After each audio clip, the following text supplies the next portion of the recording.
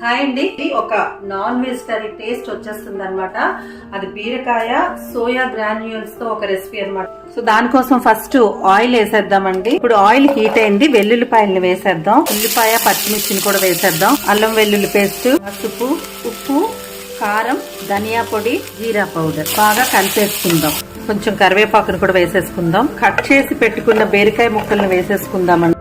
ఇప్పుడు ఇందులో నానబెట్టి పెట్టుకున్న సోయా గ్రాన్యూల్స్ ఉన్నాయి కదా, వాటిని వేసేద్దాం. బాగా కలిపేసుకుని మూత పెట్టుకుందాం. మరి కాసేపు